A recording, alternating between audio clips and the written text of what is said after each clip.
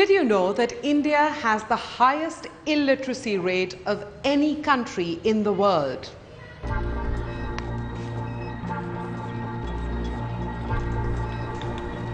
%37% of the world's illiterate are Indians.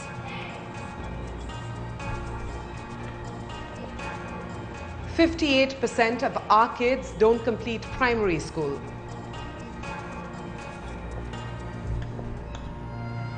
%90% of our children don't complete all levels of schooling. All these statistics point to an education crisis. But what's the solution? I'm Manvi Dhillon and you're watching DuPont Presents The Power of Shunya, Quest for Zero. And today we're on a quest for zero poverty in education. It's heartening to note that the government is beginning to scale up educational infrastructure. 10.5% of the government's budget is devoted to education. But it's going to take widespread collaboration to achieve zero poverty in education. Collaboration between the government, educational institutes, civil society, and innovators with a vision. On the show today, we ask, can science and technology be used to drive access to education? How can we build a system that will ensure equal opportunity of learning for all? Aditya Nataraj has strong views on the subject. As director of India's largest educational foundation, the Kaivalya Education Foundation, Aditya's mission is to make quality education a fundamental right for every Indian. How do you think India fares when it comes to primary education? Well, you can either look at the glass as half full or as half empty. If you look at the positive strides that India has made in the last 10 years, we've expanded substantially the number of schools we have. So we have schools within 1 kilometer of 99% of the villages in the country. We've expanded our teachers, we've expanded the right to education bill, and we have a new curriculum framework which is supposed to be one of the most progressive in the world. But on the bad side, the half-empty side, it is that 50% of children in grade 5 in India still cannot read a paragraph in their mother tongue. They still can't read mama, khana, khata, hai. And that's the really sad part. The quality of education is really, unfortunately, much below what we would require for a country with the aspirations that we have.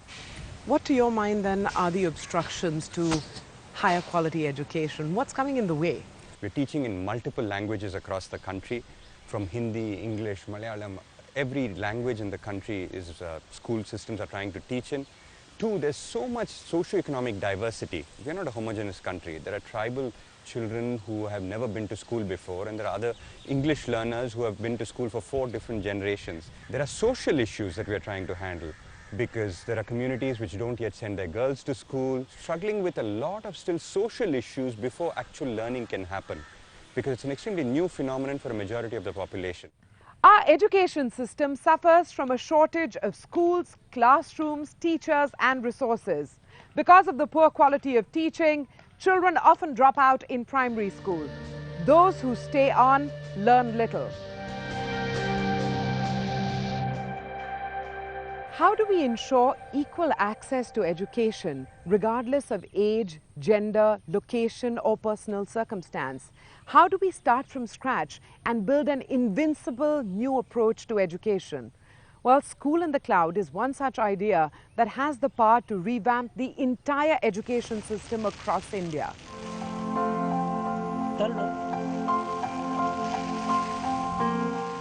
Nestled in the lap of nature in Chandrakona in the district of Midnapur in West Bengal is this unique lab.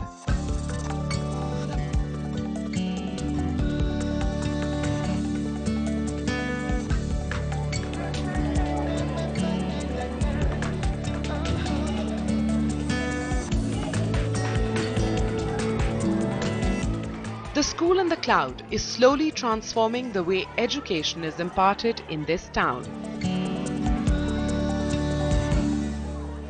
Hi, Shugata. Hi. The brainchild of Shugata Mitra, a professor of educational technology at Newcastle University in the UK. The school is an experiment introducing the concept of minimally invasive education to children living in remote villages. Why are you here in Chandrakon? What brings you here? Well, it's actually almost 15 years of work, but to put it in a very small nutshell, the first bit of work is that children, given the internet and working in groups, are capable of finding answers to fairly complicated questions. What happens if we come to a place where there is no possibility of a teacher? So are they not going to have a school at all? Or can the internet replace the teacher? Describe hole in the wall, and then I'd like you to describe how you see school in the cloud. But first, hole in the wall. Well, hole in the wall was an experiment done in 1999, and it had no objective really. It simply exposed a group of slum children to a computer in a slum, and because in a slum you can't put a computer just anywhere, I had to embed it into a wall. So that's when the media called it the hole in the wall. People thought they would not be able to do anything because of language and because of technology, but they proved otherwise within a matter of hours. So that experiment really changed, I think eventually changed the entire world's views about children and computers and how they relate to each other. And the outcome of the project has produced many bright sparks like this Class 7 student.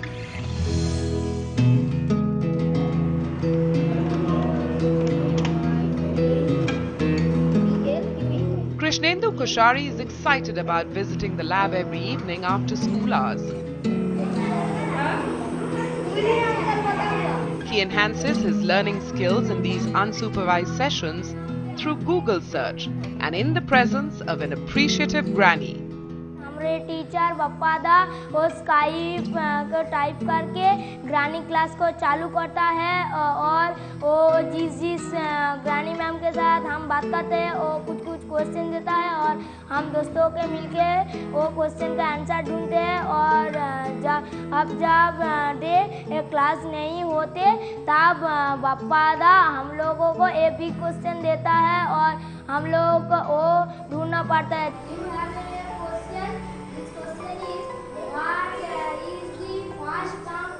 If you had an admiring adult, somebody who says, I don't understand what you're doing, but you guys are obviously very clever, then the learning goes almost 3 times faster. So, and then in England, I invited British grandmothers in the Guardian newspaper. I said, if you're a British grandmother, if you have access to the internet, can you give me 1 hour of your time for free so that I can Skype you to children who don't have access to you?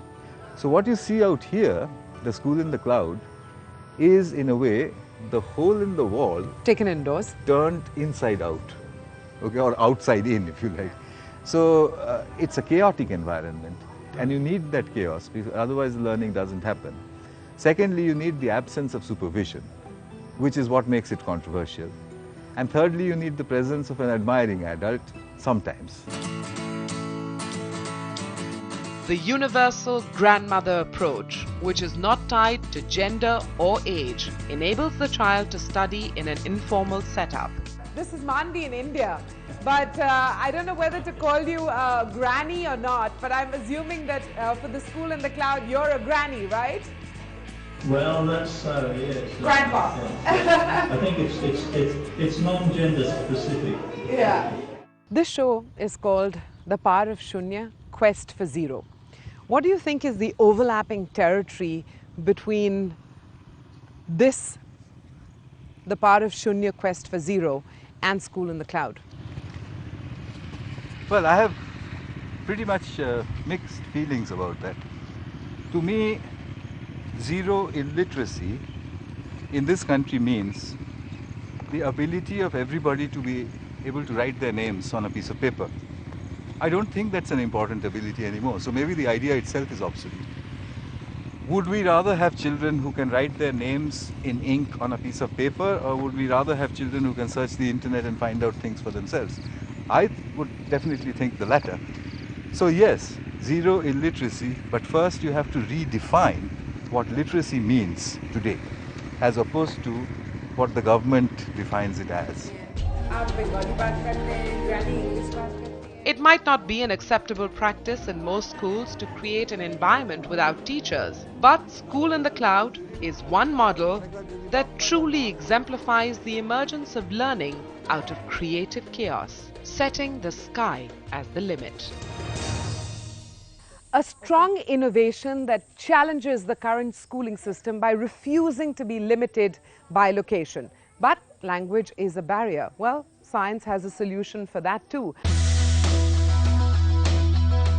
After the break, meet a man who's designed a visual language that's catching on fast.